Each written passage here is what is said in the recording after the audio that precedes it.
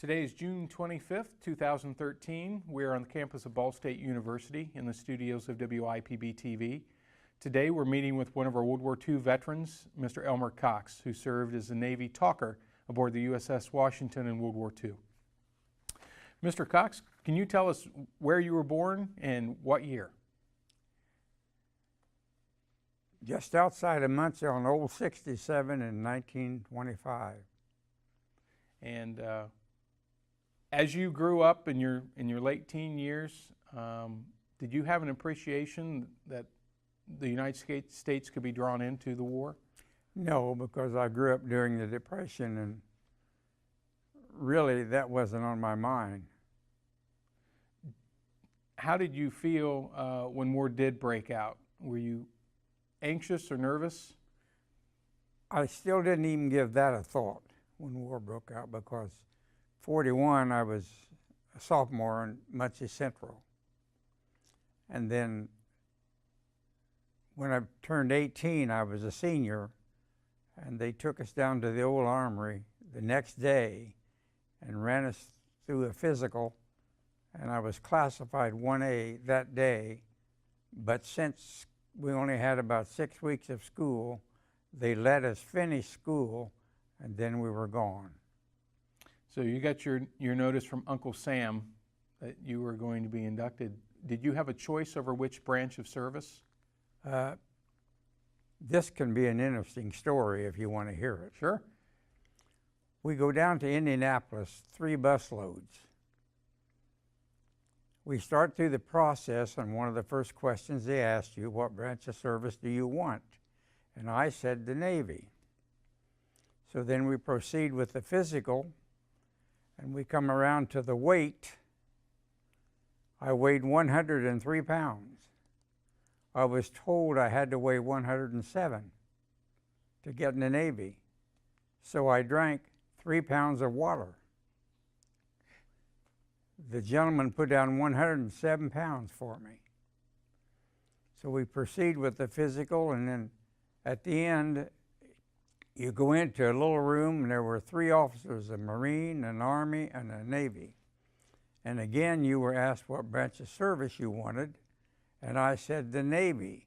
Can you see 103 pounds carrying a 90-pound pack? So then they got their heads together, and they said, you go in that next room, and if you aren't flat-footed or you aren't colorblind, you can go in the Navy. I was not flat-footed, and I was not colorblind, and that's how I got in the Navy. But that was a choice you wanted for yourself. Yes. What about the Navy attracted you? Well, to start with, I didn't want to dig a hole to sleep in. That's referring to the Army. So I just wanted to go in the Navy. Had you ever been around the ocean or the ships? No, none whatsoever. Just the Navy. The Navy was going to be at least a dry, warm bed, if nothing else. That's true. And when were you inducted into the service? What year? July the 7th, 1943.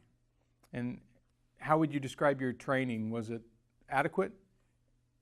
Yes, it was adequate. We trained probably 12 hours a day with calisthenics and marching and rifle range and everything that goes with it. We had to learn the flags. We had to learn the Morse code, even though I never used it after I got out of boot camp.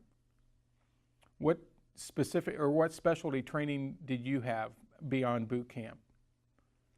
I knew nothing about mechanics, so I was not mechanically inclined, but I was very good with figures. So I ended up going that route. When did you get your orders for the USS Washington? I went to storekeeper school out of boot camp in Bainbridge, Maryland. They told us before we started school that when we graduated, there were billets on the bulletin board, and you could take your choice as you graduated. Number 1 got his first choice, number 2. So when I went to go to the board, they wanted 10 guys for the USS Washington, and I picked the Washington, and that's how I got on Washington. And you were trained as a storekeeper? Would that mean Yes. supplies? Storekeeper. And you ended up as a talker to the second in command of the ship? I ended up in the executive officer's office as a yeoman because I could type 65 words a minute, and the chief yeoman in there said, "You're not going to be a storekeeper." So therefore, I never used my 16 weeks of training as a storekeeper. Did you regret that? No, not really. And for those that may not know, can you describe the executive officer's position and responsibilities and your relationship to that? He was the second in command of the ship, and he was in charge of the personnel office that kept the records for all enlisted men. And that was basically his duties. And when you went to general quarters, what was your position? I was his talker up Battle 2, which was up in the superstructure. And who would he be talking to? He would be talking to I was directly to the captain. He had another talker that was directly to the gunnery officer, so he could go either way he wanted to go. At general quarters, which was combat ready for your ship, what was the position of the executive officer? His position was just up in Battle 2 in case something happened with a bridge. But he didn't give any commands of any kind because the captain was in charge. When you weren't, say, in a battle zone, were you still tasked as his talker, or did you have other duties? Every time we went to general quarters, I was a talker. But other duties, I worked in a personnel office. Okay. Can you, I guess for someone who's not gone to sea or been part of the Navy, can you describe how it felt when you looked out and you were 5 stories above the deck and you see the ships of the U.S., it would have been the 5th Fleet? Well, the 5th Fleet and the 3rd Fleet was the same fleet. Mm-hmm. When Admiral Halsey was in charge, we were the 3rd Fleet. When Admiral Spruance was in charge, we were the 5th Fleet. It was exactly the same ships. Okay. And then they had a 7th Fleet, which were the older ships, the slower ones, the older battleships. So actually we had 2 fleets with 3 names. Did that create confusion for you, or was it? No, very clear to me. Mm-hmm. When you looked out, say an amphibious landing or prior to an amphibious landing, and your ship, the Washington, was tasked with fire support, can you describe the feeling looking out at all those American ships? Well, it was just amazing to see that many vessels. At Saipan, there were 3 battleships there. The next morning, all you could see was ships for the landing. They all came in overnight. And it's just, you just couldn't believe it to see so many vessels. Let's talk about Saipan. That was your first engagement, am I correct? Yes, sir. And the Washington was tasked with fire support, meaning, yes. Can you describe what a typical day in fire support would be for your ship? Well, we were in there a day or so ahead of the invasion, and we would just go one direction a while and fire, and then turn around and come back the other way. And the fall of your shot was directed by a seaplane? Yeah, like I said, we carried 2 seaplanes, and the shots were directed by those seaplanes. Did you ever get word back, maybe after the battle, about the accuracy, and was that something that the captain and the gunnery officer were keeping track of? That was strictly up to the gunnery officer. The pilots talked to the gunnery officer. The radioman, there was a radioman and a pilot in each seaplane. So the radioman done the talking.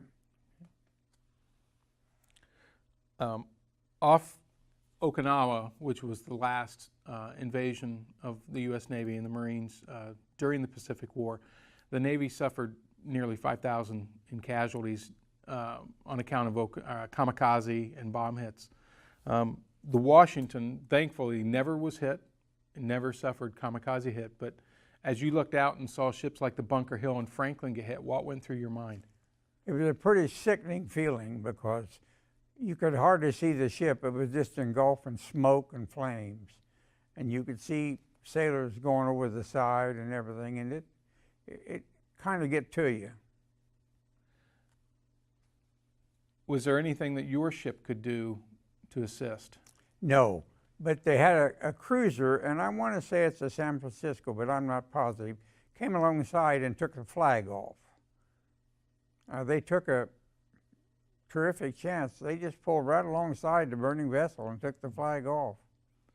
Well, I remember one of our light cruisers was hit off of Leyte Gulf, and a light cruiser came up alongside, and the ship exploded, and crewmen on the deck of the light cruiser, many were killed. Yeah, so they did take a terrific chance. A lot of things like that happened. Yeah. Did you feel that the Washington led a charmed life? Yes, after it was over with. 2 times I didn't think it was going to leave a charmed life. We had a torpedo plane make a run on us, come up the starboard fantail, and he was about eye level with me because I was 5 stories up. He cut his torpedo loose, but the back catch didn't release. Therefore, it was hanging straight up and down. Instead of coming on, he turned up the side of the ship, and of course that was it. They just cut him in 2 with 40 millimeters. And then the other time was the typhoon. Most people, even students of World War II, aren't going to know about the typhoon that occurred 1944. Can you talk about that? Yes. Like I say, you're scared all the time, but I was scared on the torpedo run and on the typhoon because there's nothing you can do about Mother Nature. She's going to do what she wanted to do. There were 4 destroyers turned clear over. They listed far enough to take water, and that was it. And we listed pretty bad, but it was big enough to hold its own. The bow would disappear under the water, clear up to turret 1, and you just hope to come back up. Were you in Battle 2 at that time? Yeah. But then when it got real rough, they ran us out of there and we went down below. Because you're going pretty good when you're higher. Yeah, that was my question. I thought, holy, you must have been oscillating quite a bit. Did you ever get seasick? I got seasick when we left Puget Sound, Washington, and the bay was as calm as this floor, and I got seasick. But never any more after that. Well, they got the first one out of the way then, in the last one. You served, the Washington was a battleship and was one of the larger ships in our Navy during the war. Can you tell us about maybe the teamwork and camaraderie that took place in a crew that size? Well, I was on there 2.5 years, and people don't understand. I never got all over the ship. You work with a group of guys, you bunk with them, and your general quarters are basically in the same area.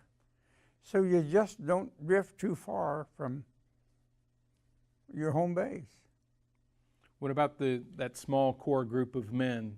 How did you come together, and what were the bonds there? Well, like I say, there was 2 of them that I worked with in the office. Their battle station was in Battle 2. And we bunked right outside the office on the main deck. So, and then we had reunions from 1950 until 2006 every 2 years. So you got to know people real well. I visited one of them in Saginaw, Michigan every year until he passed away. Gainesville, Florida, and La Follette, Tennessee, and they're just like a brother to you. Is that as a result of that kind of that shared experience of being in danger? It was, because I never knew those people. And did you learn more about your ship and your service at the reunions? Yes, you did, because you talked to guys that were machinist mates and gunner's mates that had other duties besides yours. And they learned a little bit about yeah. what you did as well, up in Battle 2. Yes. Did that kind of knit you together closer? Yes, it did.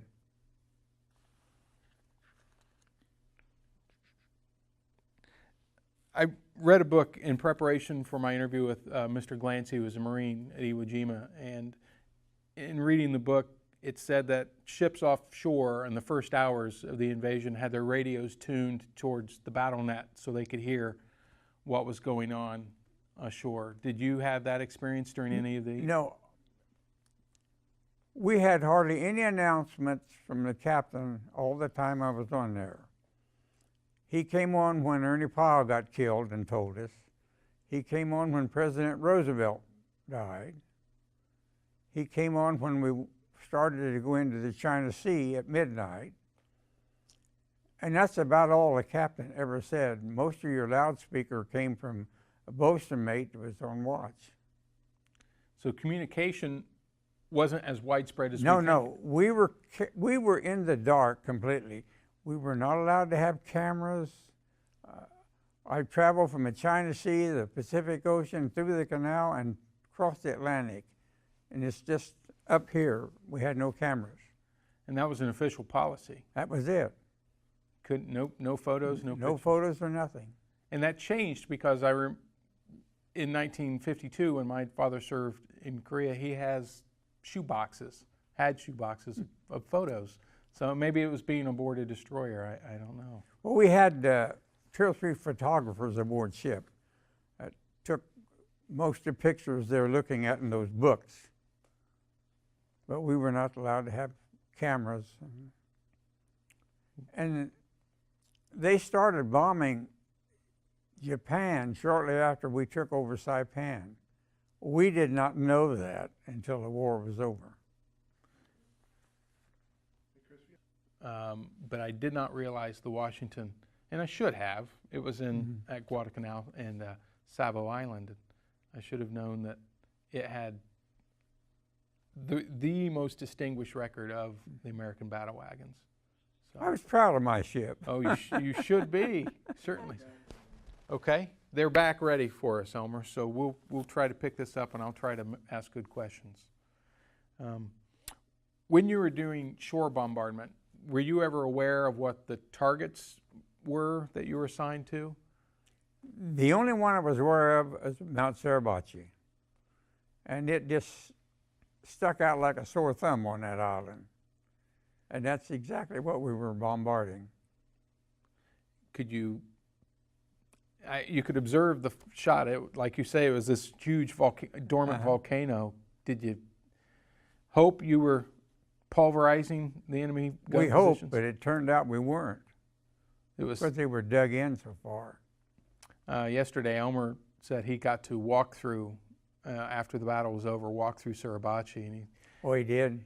He said the whole island was honeycombed, 5 stories down. Mm-hmm. And now it was said, and he may have been ribbing the Army Air Corps on this one, but he said the bombardment didn't kill more than, the aerial bombardment didn't kill more than a handful of Japanese. Mm-hmm. But as I read that book I was telling you about, one of the Japanese survivors said of the shore bombardment that once it kicked in, he had a platoon of 40 men, and then a minute later he had 10 men left. So it was doing some good. Mm-hmm. It did its job.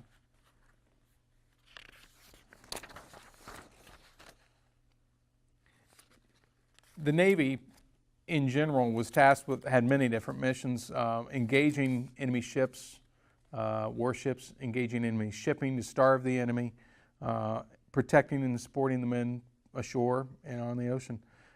And in all that, in everything that happened with you and your ship, did you ever at any point wish that you were in another service branch or elsewhere? No, never did. I was strictly a sailor, and that was it.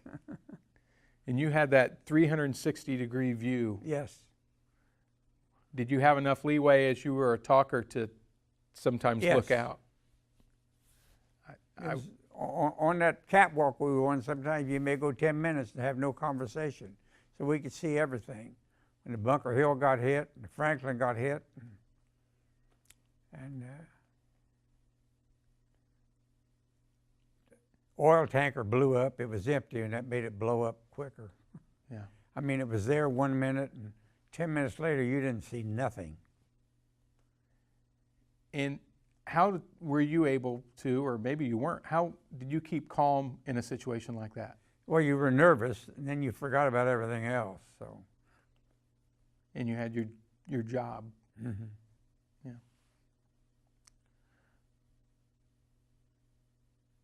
After the ordeal at Okinawa and prior to Japan's eventual surrender, what other missions did the Washington undertake? After Okinawa, our screws were leaking on the battleship. And probably 6 months before that, we went to Manus Island, which is right north of Australia, and went into a floating dry dock in the middle of the ocean. And that was a rather interesting experience. We pulled up into this dry dock, they drained the water out, and there we sat in the middle of the ocean, high and dry. For how long? For about 2 days. And that's one time our skipper got real mad. The skipper of the dry dock was a reserve commander, but the minute our bow crossed his stern, he was in charge of our ship. And those old line officers, they didn't like things like that.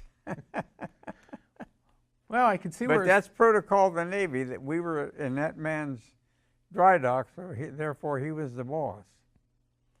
And it was necessary, as you said, your screws were really... And to finish that story, after Okinawa, we come back into Pearl. And we were on our way back when they dropped the atomic bomb to get the screws fixed and get a little overhaul for the invasion of Japan. But then when they dropped the bomb, that took care of that. But your ship was scheduled for the first landing, which would have been Operation Yes. Olympic in November of '45. Yes, they was getting it ready to go back over, but they had to stop the screws from leaking. And did you have any apprehension that, okay, we've been lucky this far, but... when we started back to the States, we forgot the war. We were going home. And then after the war ended, we transferred every sailor off of the ship except about 500. And then we came through the canal, came into Philadelphia, went to Southampton, England, picked up soldiers. And they were the luckiest guys in the world. Each one of them had a bunk, and they didn't have to sleep in turns. They had a bunk, and they were up all day, because we just took enough personnel to fill our bunks. It was not like a transport ship where they slept in shifts. So we brought them back into New York. Then we went back over and got another load and brought them back into Boston.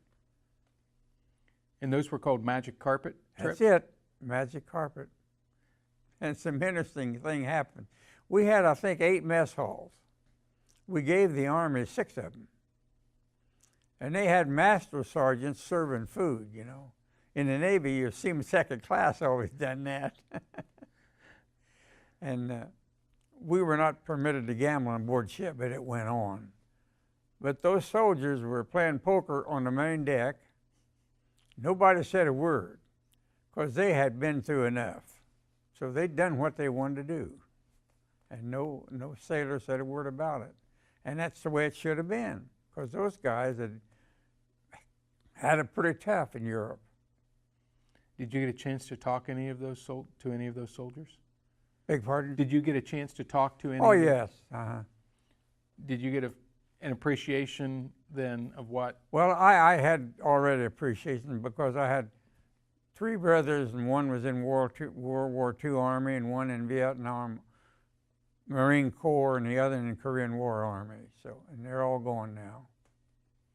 So you knew about ground combat and what they went through, but yes, those magic carpet trips had to have been a pretty good feeling. It was.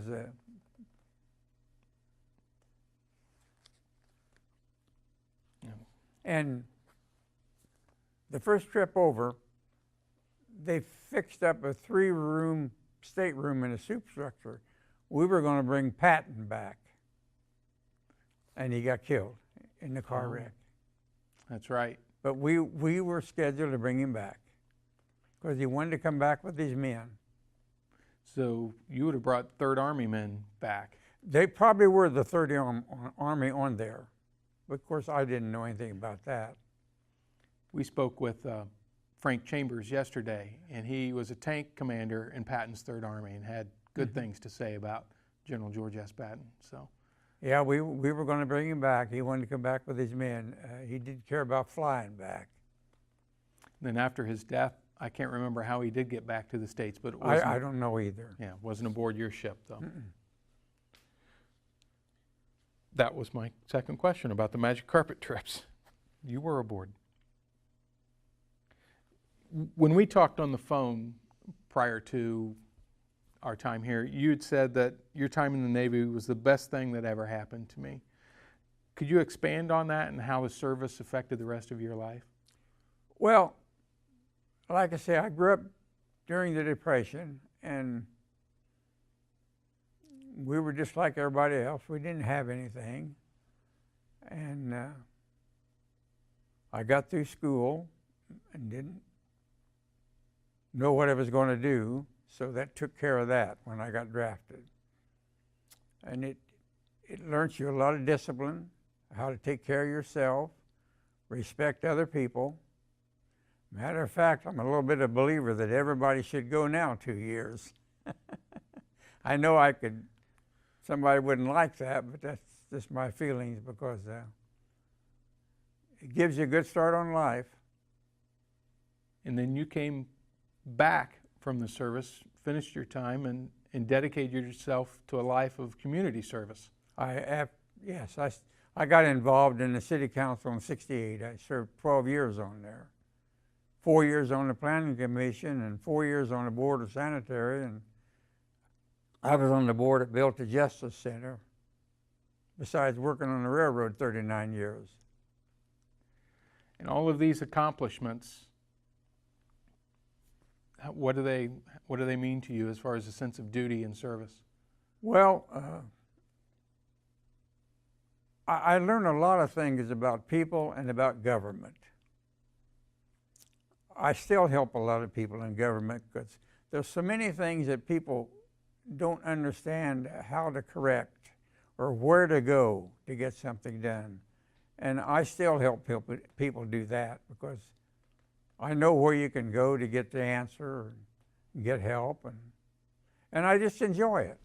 I walk about 8 or 9 blocks every morning and end up at the fire station at Heacon Park. I've done that for 50 years. I've seen the firemen 3 generations go through.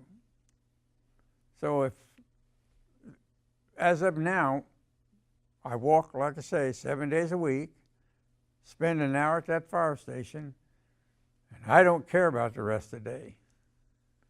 And you interact with people. Oh, yes.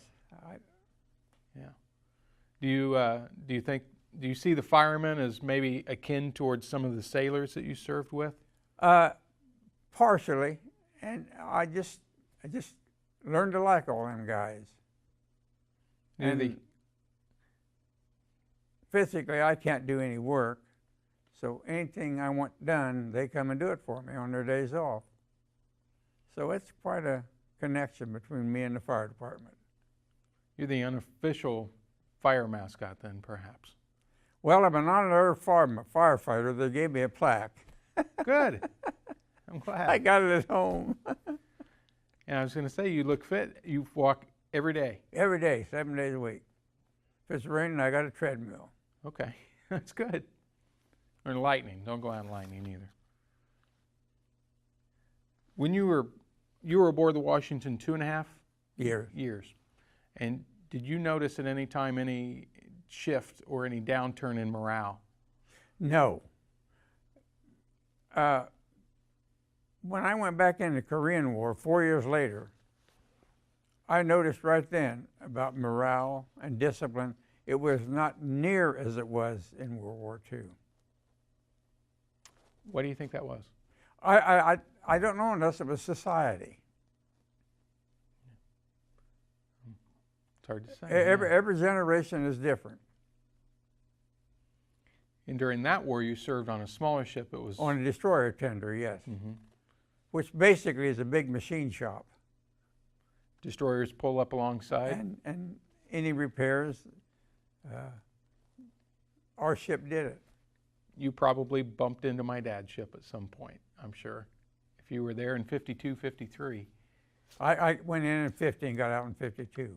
Okay. Might have seen him.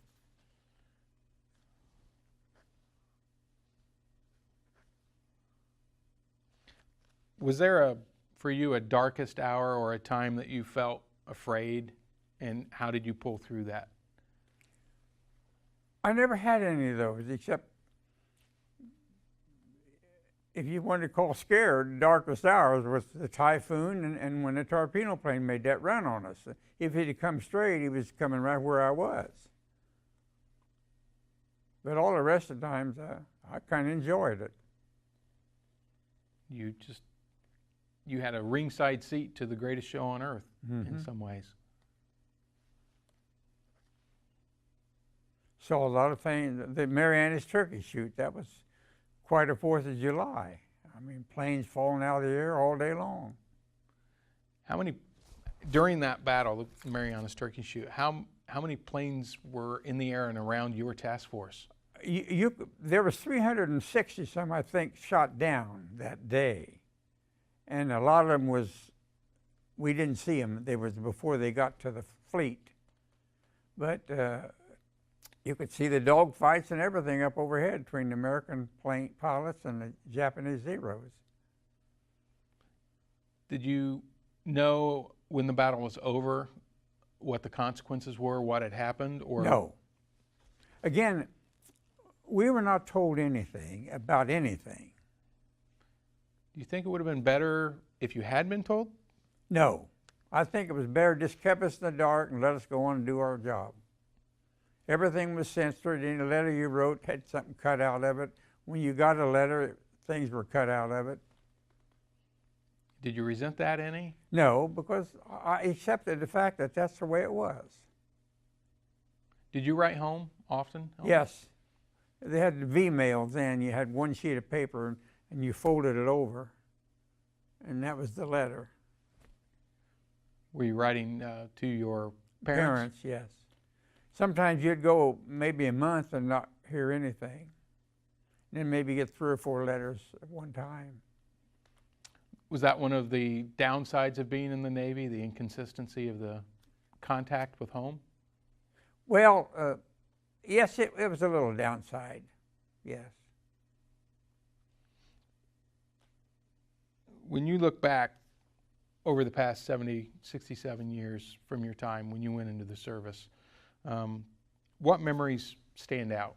What stands out in your mind?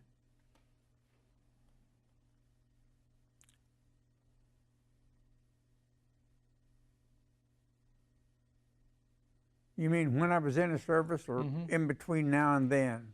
When your time in the service, that 2.5 year span, what comes forward to your mind?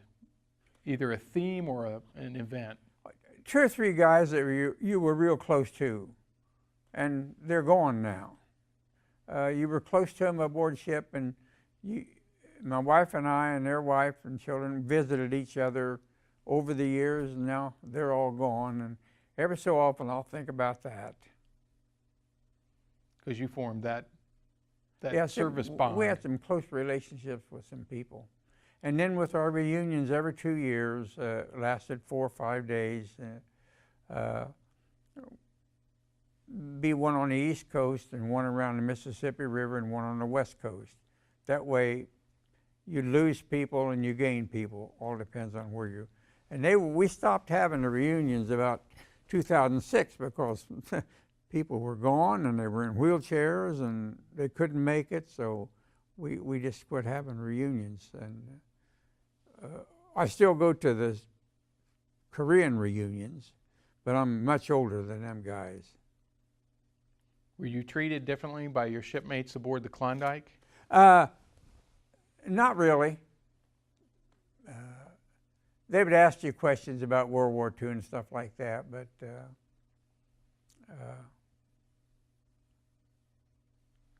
What was your mission aboard Klondike? What was your role?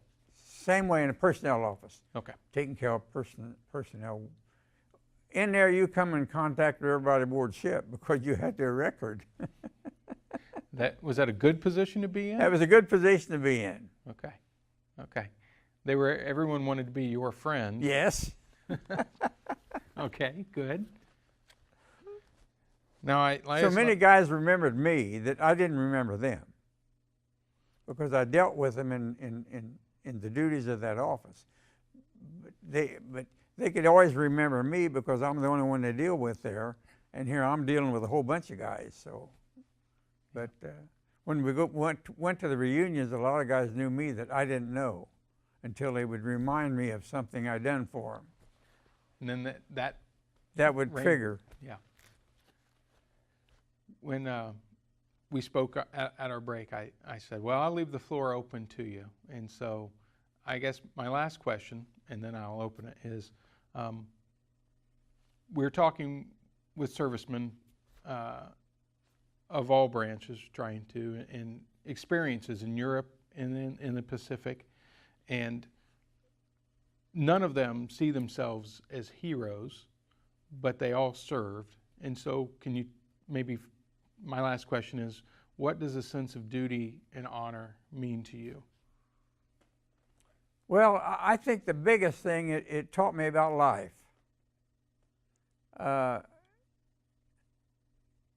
You have to do things yourself. You have to respect other people. And nothing is free in this world. You have to work for it. And I just kind of liked the service because I was single. Of course, I was married in the Korean War. Now, that's an entirely different ballgame. We won't talk about that one.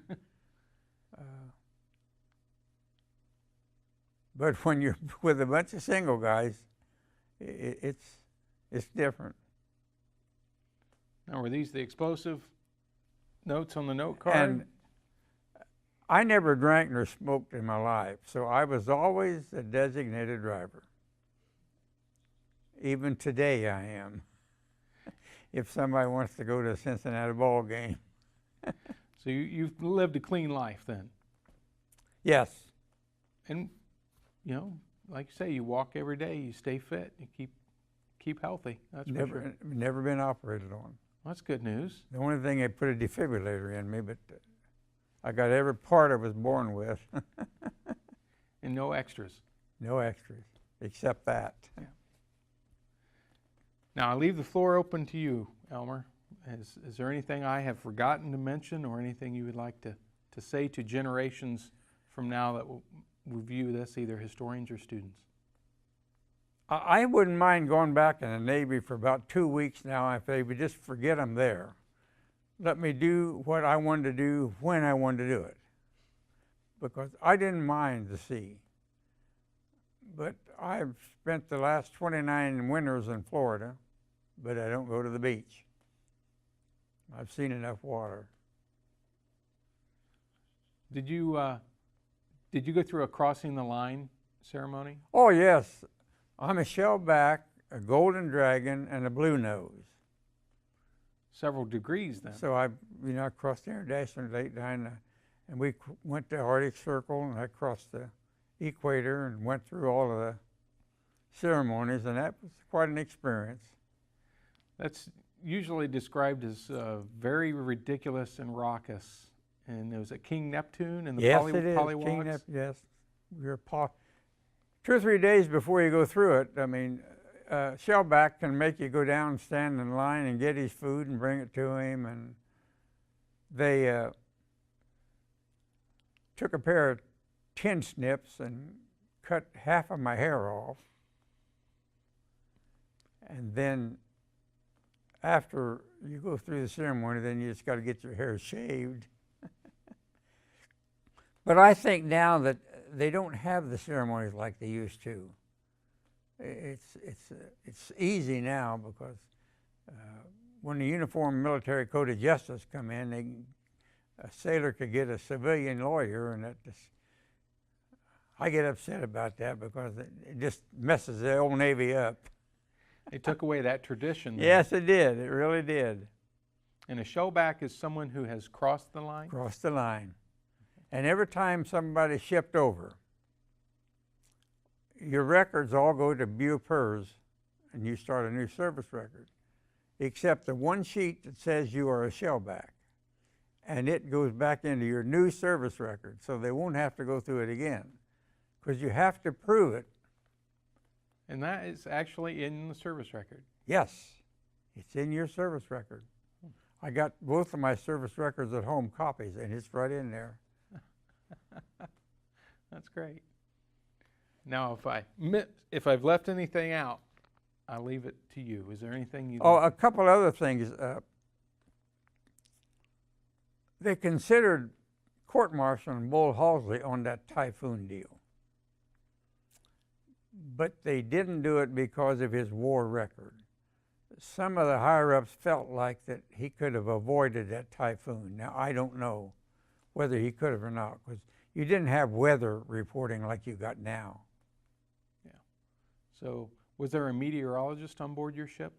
No, that was quartermaster's job. They shot stars every night with a sextant, I think they call it. Okay. And there were a few other gaps in his record as far as Leyte Gulf.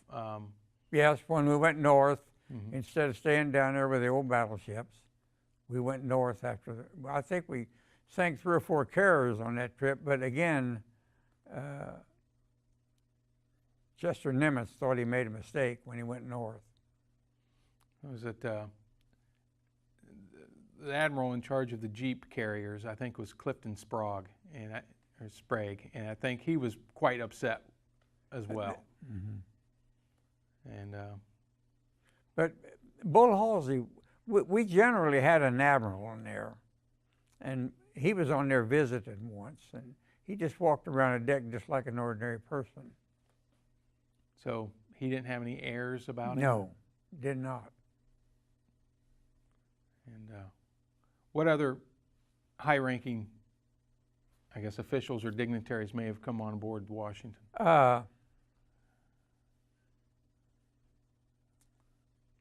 There was a British movie star that came on because they went on the Murmansk run to Russia before they went to the Pacific Ocean.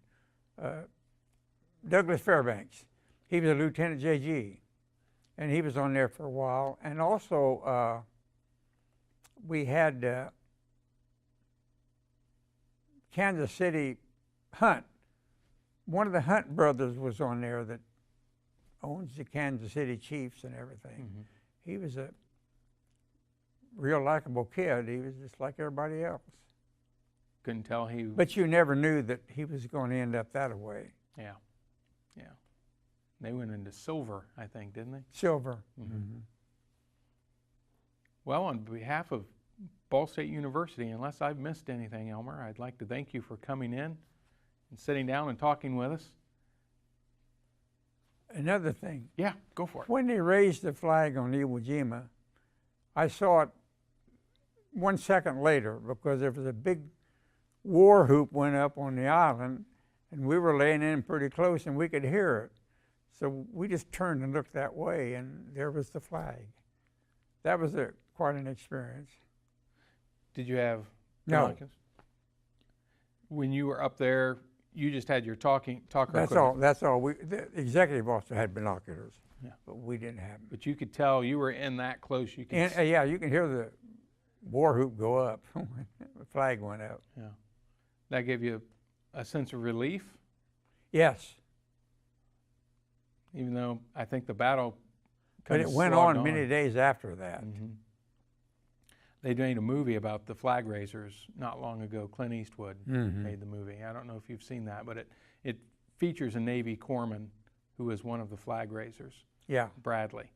And I've read the book as well. It's very powerful. And that's one to read if someone wants to know what that experience was like. And you know, in those days the ships weren't air conditioned. like they are now. How hot could it get? And I slept a lot of nights on the main deck with my shoes as my pillow, with your dungarees on. So when general quarters went, you just picked up your pillow and put them on and went. How many men would be out there with you? Oh, there'd be a half a dozen laying out there. There were several places you could just walk off the main deck, 5-inch gun mounts, had to have turning room, and there was about that much room. You could just walk right off. So no sleepwalkers allowed? No sleepwalkers allowed, no. And during one of the air raids or one of the battles where Washington provided anti-aircraft support, what was the noise like? Oh, the 40 millimeters sounded real nice. They went pump, pump, pump, pump. The 5-inch guns is why I'm wearing hearing aids, because they cracked. They made a terrible noise. 16-inch guns, they just roared. They didn't make a noise. But they did move the ship about 6 feet in the water when they fired. And you're up that high in battle too. Did it? I'm higher in the barrels, so you can just see a flame come out about 20 feet out the barrel. And would they fire the 5s and the 16s at the same? 5s and the 16s at the same time, but there's no need for the 16s if you're firing 40 millimeters, because that's at airplanes. Right. Did you have headphones on? Had headphones on, yes, but we didn't have earplugs. Did you have trouble hearing over the racket? Not really. You could converse. But they fit pretty tight, and you concentrate on what's coming through the earphone. And you're talking into a microphone. Yes. Down there. I stood all my watches on the bridge. So you were pretty much involved in knowing what's going on at any given time, because you're up on the bridge and that's where all the action is. Were you ever on the bridge and there was an interaction, the captain was up there, and it surprised you as far as? No, he had a chair sitting welded into the bulkhead, and he'd spend many nights out there in pajamas, because his sea cabin was right off of the bridge. He could take about 3 steps and be in his sea cabin. Was he a good captain? We had all good captains. We really did. I mean, they were old men, 40 years old, but of course we were teenagers. Did it seem like an incredible gulf between the ages? Oh, yes. There's quite a gap between us and them old guys. In the rank as well. Yes. I still get the jitters when I'm around. Well, at our reunions, we had them on the USS Yorktown, December 7th, 1991. Was kind of a 50th anniversary. And we had all kind of brass come aboard the Yorktown down in Charleston, South Carolina. And it still gives you the jitters to see all that gold, you know. That just held over from World War II. You learned to respect those people. And I still do today when I see somebody. Other than a few minor, or a few mistakes regarding Halsey, it sounds like you had great respect for all the officers that you I did, because you start out in boot camp. I get to Great Lakes when they got to boot camp. It's midnight. This chief petty officer said, "Any of you guys college graduates?" And 4 of them stepped out. He said, "You got the mid-watch." So they had to stand and watch from 12 to 4. That's little things like that you remember, see.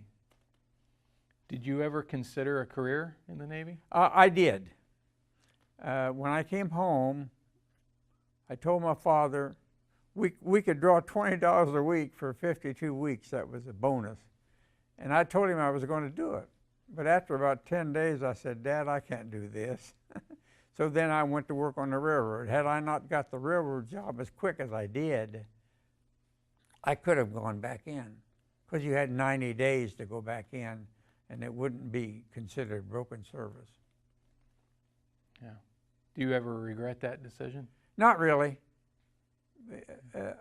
I had a good life. My wife's been dead 24 years now. But I brought with me something. When we pulled back to take on supplies, the whole fleet come back to one of them godforsaken islands. And I have a list of the ships that was in there, and it would amaze you. There must have been 150 ships in there. I brought back a list that come out that day. In one anchorage? At one anchorage. So you can see it. Okay. It's amazing. And a formation like the Fifth Fleet, your carriers are in the middle, then your battleships have a ring, then your cruisers, then your tin cans on the outer side. Mm-hmm. And when they started launching planes, the carriers would back off a little bit, and then they had to go 33 knots to launch planes, and we couldn't go that fast. So they would back off, and by the time they had their planes launched, they're up here, and then we all catch up. And even then, your ship could do about 27, 28 knots, which was considerable for a battleship. And it vibrated. I mean, it shook the whole when hull. It was going that fast. But your class, the North Carolina class, South Dakotas, and the 35,000 ones, they were all considered the fast battleships. And yes. were used for carrier operations. Like you said, carriers had to get up to speed to get the air over the deck, to get the lift. And that was, when I'm trying to explain to people, battleships did a lot of things other than just shoot large caliber rounds. They were there for protection of the carriers and vice versa, because at nighttime the carriers couldn't do anything. Now, to me, they don't look like ships now. There's no guns on them. Right. These Modern destroyers Navy. and things, they just got the rockets, and they're in a box up there on the main deck. Or under the deck nowadays. I'm used to seeing barrels. Yeah. That's the old Navy. Yeah. Elmer. They don't build them like that anymore. Not with steel even anymore. I just wish that the young sailors, they're so much smarter than we were, could actually serve aboard an old battleship or an old carrier back in those days. What lesson do you think your generation of sailors could impart on today's generation? Well, I know they're much smarter than I am. Things are done so different than when we done them. What could today's Navy learn from your Navy?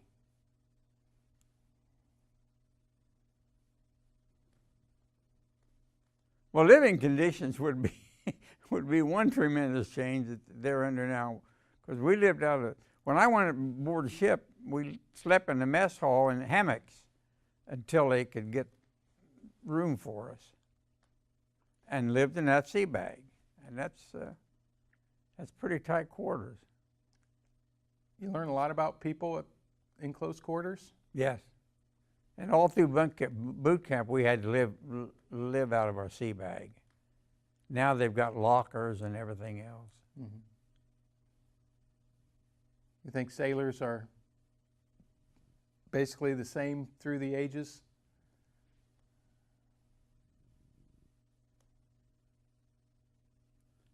Well, I served with some old guys that had been in the Navy 20 years already, see. Matter of fact, when I first went aboard ship, you talk about a shock. You always strive to do better in the service or anything. I walk up the gangplank, and here on the quarterdeck was an old seaman first class with 4 hash marks. That meant he had been in over 16 years, and he was only a seaman first. Turns out he'd been chief and busted back for drinking. But you didn't know that when you first saw him. But he had the hash marks. He had 4 hash marks, which meant he had 16 or more years in, because each hash mark's 4 years. What do the old salts tell you, the new kids? Our I went to work in the office, and it wouldn't have been like if I'd been on a deck. I mean, that's where your old salts are. The bosun mates run the ship. They kept the decks clean, or they had them clean. They didn't do it. But, what was that process? You brought in a piece of the decking with you. Was that holystoning? Yeah, they used to do that. They had this holystone, had a hole in it, and you just had a stick in it back and forth. Of course, we didn't do any of that when the war started. Before the war, they done that. But when the war started, they just swabbed the deck down. Yeah, and more important things. Yes. To worry about. And after the 5-inch guns were fired a lot, the shells always kicked back out of the gun. The main deck would be just full of casings. They'd all have to be cleaned up and everything else. Well, you mentioned provisioning and bringing more ammunition aboard. And the 16-inch shells are not small. No, they're almost as tall as you are, because they rolled them. Of course, they didn't have the cap in them. They rolled them over to the elevators. Was that a dangerous process? Not other than if it fell on you, it could mash you. But as far as exploding, it wasn't that dangerous because the cap and everything wasn't in it. They screwed the end on for the. And that would have fused the weapon, ready for firing. It would come up an elevator and go into the breech of the gun, and then there would be 3 96-pound powder bags in behind that, and they'd put a cap. And then there'd be 3 more 96 pounds. So each shell had almost 600 pounds of powder behind it. So when you fire 9 of them, you've fired a lot of 9 times 6, 56 barrels of powder. And you could fire a salvo of nine guns. Yes. Every 30 seconds? Or maybe even less. They were really good because they didn't fire 16s, but you were always having gunning practice, shooting the 40s or the 20s. And that's another thing your seaplanes come in for. They would drag a sleeve up in the air and you'd shoot at the sleeve. You got to observe that. Were you in Battle 2 when you would do gunnery practice, or were you on the bridge? On the Battle 2, because we'd be at general quarters.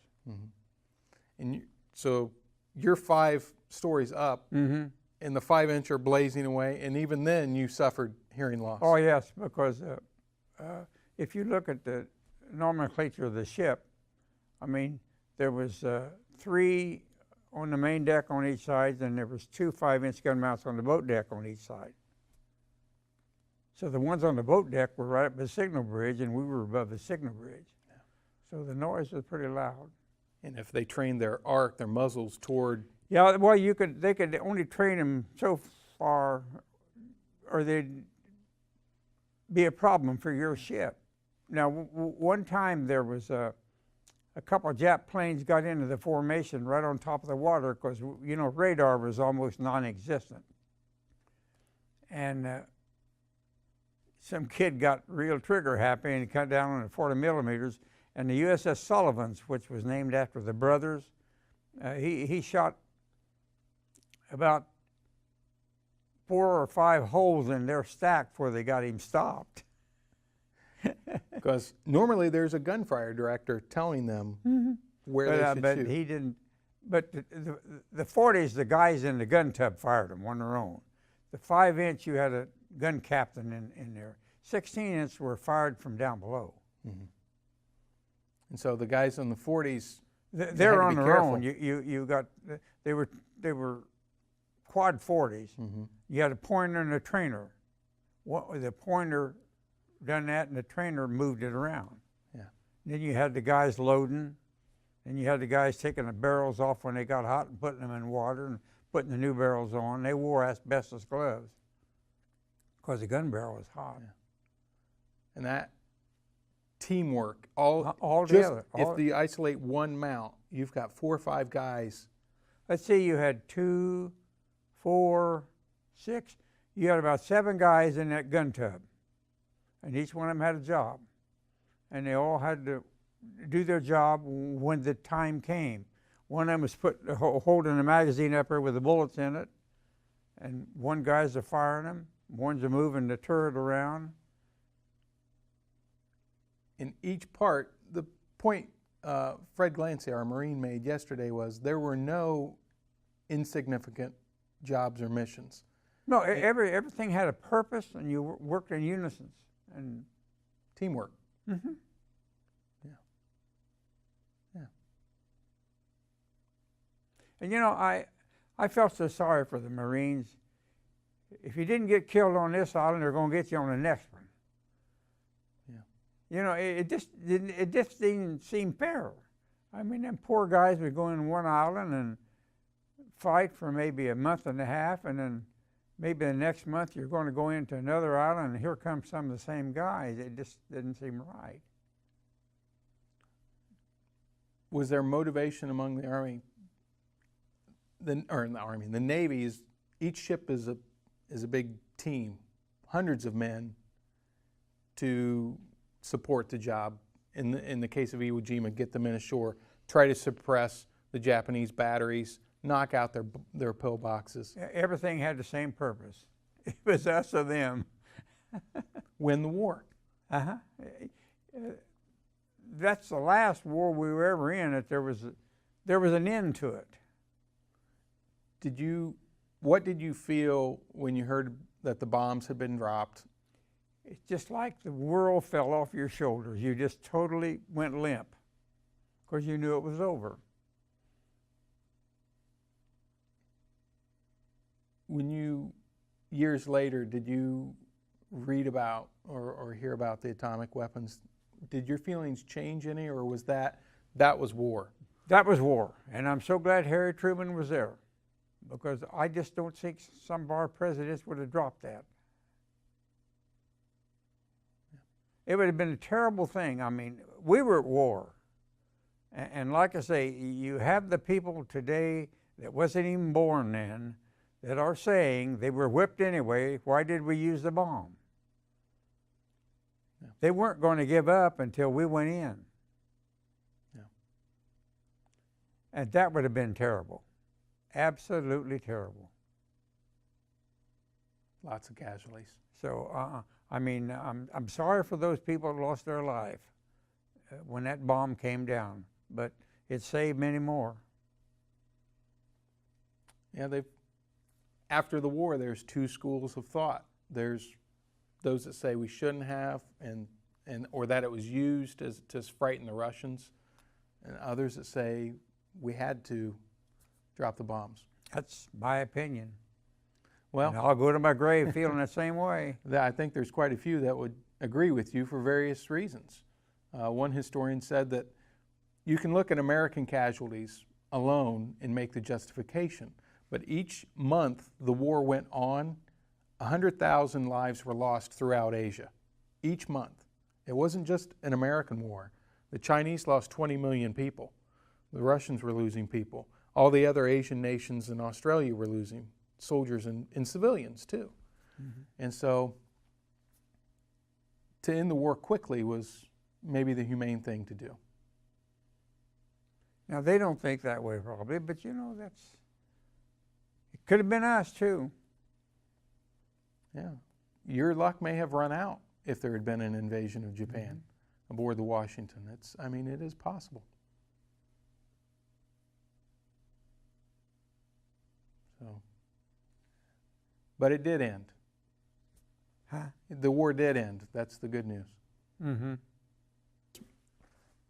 When you came home from the war, what was the response? Let's see. When I come home, I got off right in the middle of Walnut Street, and I got a cab, and I said, "Take me home as fast as you can." And I walked in. There was my mom and dad and little sister and little brother. And it was the funniest feeling you ever had in your life, because I hadn't been home in over a year.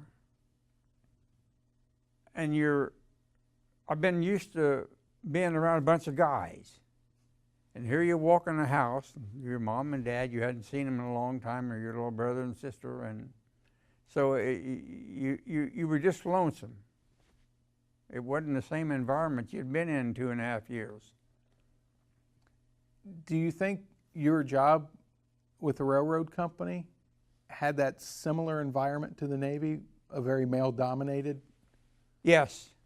And the railroading, you worked in unison or you got killed.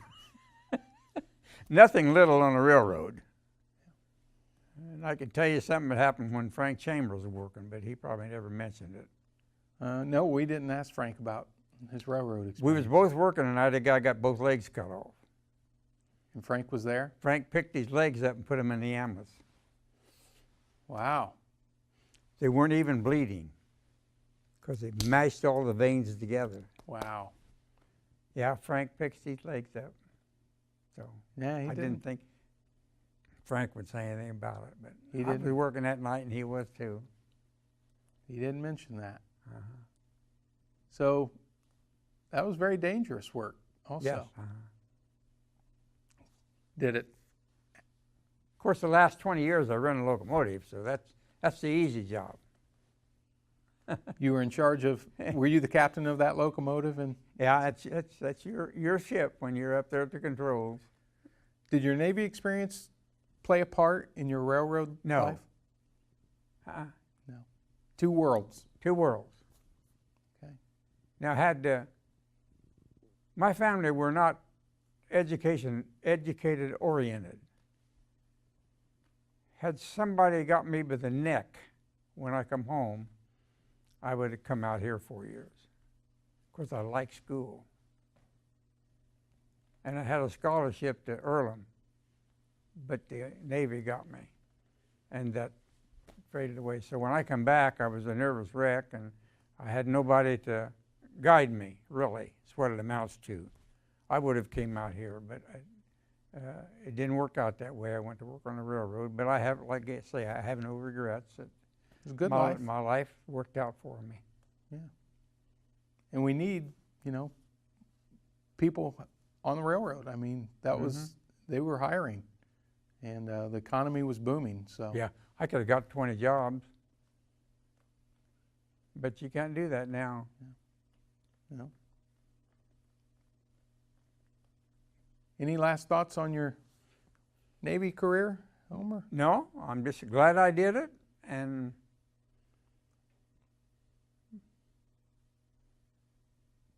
I guess it's because I never got hurt. I saw a lot of things. They always say, join the Navy and see the world. I saw the world, but the only place I got pictures of is up here, because you couldn't take any pictures. And now you've seen enough of the ocean, you're tired of it. Go to Florida, and I don't even go to the beach, and I'm just 20 minutes away. I don't blame you. Well, thank you very much, Elmer, for coming in and talking with us. I greatly appreciate Well, it. You're going to edit this. Yes, sir. All right. Yes, sir, we will.